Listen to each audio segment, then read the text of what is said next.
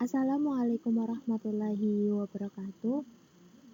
Hai, kami dari mahasiswa kebidanan S1 Universitas Muhammadiyah Purwokerto semester 3. Kami dari kelompok 2 yang beranggotaan Mutia, Lala, Lutfi, Rahma, Dewi Kirana, Emilia, Amartia, Erlina, dan Nita. Kami akan menjelaskan tentang pengkajian dan kesejahteraan ibu hamil dan janin. Ini adalah salah satu materi di blok hamilan pada semester 3. Sebelumnya, teman-teman perlu tahu beberapa studi sejak tahun 1991 sampai 1997 terjadi 38.697 dan 187 diantaranya lahir mati. Serta beberapa studi lain menyatakan bahwa kematian bayi disebabkan oleh berat badan lahir rendah, serta kejadian IUVD disebabkan oleh UGR. IUVD merupakan kondisi kematian janin yang dilahirkan pada usia lebih dari 20 minggu saat proses persalinan. Sedangkan UGR adalah kondisi bayi tidak tumbuh dengan berat badan normal selama kehamilan. Oleh karena itu, untuk mencegah terjadinya hal tersebut, perlu sekali untuk dilakukannya pemeriksaan antenatal rutin. Pemeriksaan antenatal rutin itu agar terciptanya kondisi janin dan ibu yang aman. Orientasi dari pemeriksaan ini yaitu untuk memantau pertumbuhan janin dan memantau kesejahteraan janin. Metode dari pemantauan pertumbuhan dan kesejahteraan janin dibedakan menjadi dua, pemeriksaan primer dan pemeriksaan penunjang. Yuk kita bahas satu-satu. Yang pertama yaitu pemeriksaan primer. Pemeriksaan primer terdiri dari salah satunya adalah pemeriksaan tinggi fundus uteri. Pada pengukuran tinggi fundus uteri merupakan salah satu metode pemeriksaan dan pengukuran sederhana yang dilakukan pada kehamilan trimester 2 dan trimester 3. Dengan melakukan pengukuran terhadap perut ibu dari simfipis pubis hingga fundus uteri menggunakan pita ukur. Pengukuran tinggi fundus uteri dengan menggunakan pita ukur ini pertama kali dikenalkan oleh McDonald di Amerika pada tahun 1906 sampai 1910, sehingga metode pengukuran ini disebut dengan pengukuran McDonald. Meskipun validitas dan reliabilitas hasil masih kontroversi, namun pengukuran ini masih dijadikan pilihan untuk pemeriksaan pada pelayanan antenatal primer, khususnya oleh bidan, karena merupakan metode pemantauan pertumbuhan dan perkembangan bayi yang cukup terpercaya, murah, mudah, dan tindakannya relatif non-invasif. Teman-teman, pada usia 24 minggu direkomendasikan untuk dilakukannya pengukuran tinggi fundus uteri. Hal ini dilakukan secara berkelanjutan dan setiap pengukuran ditulis. Hasil pengukuran tersebut dapat digunakan sebagai sarana deteksi dini abnormalitas pertumbuhan janin dan panduan kapan dapat dilakukannya rujukan atau intervensi tambahan. Secara umum, pengukuran tinggi fundus uteri dilakukan dengan pita ukur yang tidak elastis dari tepi atas simfipis pubis menuju midline fundus uteri. Pastikan bahwa tinggi fundus adalah bagian tertinggi dari pembesaran uterus. Dalam pengukuran juga harus dipastikan pita ukur berada pada keadaan penunjuk ukur dalam posisi terbalik. Kemudian ada perhitungan indeks massa tubuh atau MT, merupakan rumus matematis yang dinyatakan sebagai berat badan dalam kilogram dibagi dengan kuadrat tinggi badan dalam meter. Tujuannya untuk menggambarkan kondisi nutrisi maternal dan secara konsisten berkaitan dengan pertumbuhan berat dan panjang janin. Studi lain menyebutkan bahwa setiap kenaikan 1 kg berat badan maternal pada trimester pertama berkorelasi dengan kenaikan berat badan bayi baru lahir sebesar 31 gram. Setiap 1 kg kenaikan berat badan pada trimester 2 berkorelasi dengan kenaikan berat badan bayi baru lahir sebesar 26 gram. Sedangkan kenaikan berat badan maternal pada trimester 3 tidak berkorelasi dengan kenaikan berat badan bayi baru lahir. Selanjutnya ada taksiran berat janin. merupakan suatu estimasi atau perkiraan berat badan berdasarkan pada hasil perhitungan kasar pengukuran luar uterus. Metodenya, yang pertama ada metode Johans. Metode Johan ini dengan rumus taksiran berat janin dalam gram sama dengan 155 dikali dalam kurung tinggi fundus uteri dikurangi K. Tinggi fundus uteri dilakukan dalam satuan cm.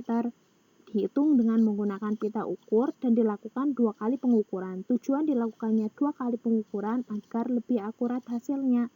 Sedangkan K diberi angka 11 jika kepala belum memasuki pintu atas panggul dan diberi angka 12 jika sudah memasuki pintu atas panggul. Kemudian selanjutnya menggunakan metode tinggi fundus uteri sederhana. Metode ini memiliki akurasi 80% dengan tingkat kepercayaan 95%, sehingga metode ini dapat digunakan untuk memprediksi berat janin kasar. Caranya yaitu taksiran berat janin dalam gram sama dengan 100 dikali dalam kurung tinggi fundus uteri dikurangi 5 cm. Kemudian ada cara Ders formula. Caranya yaitu taksiran berat janin dalam gram sama dengan 100 dalam kurung tinggi fundus uteri dikurangi 5 cm. Dari ketiga cara pengukuran perkiraan berat badan janin, tidak terdapat perbedaan yang mencolok di antara ketiganya. Dalam perhitungan taksiran berat janin, USG merupakan salah satu alat rujukan yang dapat memprediksi dengan tepat, yaitu dengan kepekaan sebesar 65-88%. Pemeriksaan primer selanjutnya yaitu denyut jantung janin. Denyut jantung janin merupakan salah satu penentu kesejahteraan janin. Perubahan dari ritme dan frekuensi denyut jantung janin menandakan adanya gangguan dalam vaskularisasi plasenta yang menyebabkan turunnya kadar oksigen yang diterima oleh janin sehingga menimbulkan keadaan fetal distress yang dapat mempengaruhi keadaan bayi saat dilahirkan. Alat yang digunakan untuk mengukur denyut jantung janin yaitu Doppler. Denyut jantung janin normal yaitu 110-160 kali per menit. Jika denyut jantung kurang dari 110 disebut bradikardi dan jika denyut lebih dari 160 denyutan per menit disebut tahikardi. Takikardi dan bradikardi adalah adanya penurunan atau penambahan gerakan janin menandakan bahwa keadaan janin tidak baik. Selanjutnya, menghitung gerakan janin. Perhitungan gerakan janin merupakan salah satu cara pemantauan kesejahteraan janin. Hal ini dilakukan untuk mendeteksi dini penurunan keadaan janin, sehingga dapat mengatasi masalah yang akan menimbulkan kematian. Perhitungan gerakan janin ini dimulai saat usia kehamilan mencapai usia lebih dari 16 minggu. Terdapat beberapa metode perhitungan janin, yaitu metode Cardiff. Cara perhitungan gerakan janin dengan menggunakan metode Cardiff yaitu menghitung 10 gerakan pertama dirasakan ibu dalam setiap harinya. Kemudian metode yang kedua yaitu metode Sadowski, yaitu cara penghitungan gerakan janin yang dilakukan selama 30 menit setelah makan dan menjelang tidur. Jumlah gerakan janin yang baik haruslah tidak kurang dari 4 gerakan saat dilakukannya perhitungan. Kemudian metode modifikasi Cardiff. Cara menghitung gerakan janin yang dilakukan pada awal pagi atau malam hari sesuai kenyamanan ibu dengan jumlah gerakan janin minimal 10 gerakan. Sedangkan selanjutnya ada grafik pergerakan janin. Cara menghitung gerakan janin dengan mencatat hasil perhitungan setiap 30 menit setelah makan dan sebelum tidur, di mana jika hasil perhitungan didapatkan hasil 10 atau lebih, maka keadaan janin normal. Kemudian yang terakhir adalah grafik count to 10. Digunakan untuk mencatat jumlah gerakan janin setiap waktunya. Pada saat ibu merasakan gerakan, jika ibu tidak merasakan gerakan pada waktu yang seharusnya, anjurkan ibu untuk beristirahat, makan, dan minum, karena gerakan janin dapat menurun ketika asupan nutrisi dan oksigen tidak adekuat. Selanjutnya ada pemeriksaan penunjang. Pemeriksaan penunjang dilakukan jika berdasarkan hasil pemeriksaan primer diperlukan pemeriksaan lanjut untuk memastikan diagnosis kondisi janin, meliputi yang pertama USG. USG merupakan alat yang bekerja dengan mengeluarkan gelombang suara. di mana gelombang tersebut akan memantul pada jaringan sehingga menimbulkan refleksi bentuk dari jaringan yang ditumpuknya. USG dapat dilakukan pada usia kehamilan 12 minggu. Gelombang suara yang dikeluarkan oleh USG sebesar 1-10 MHz.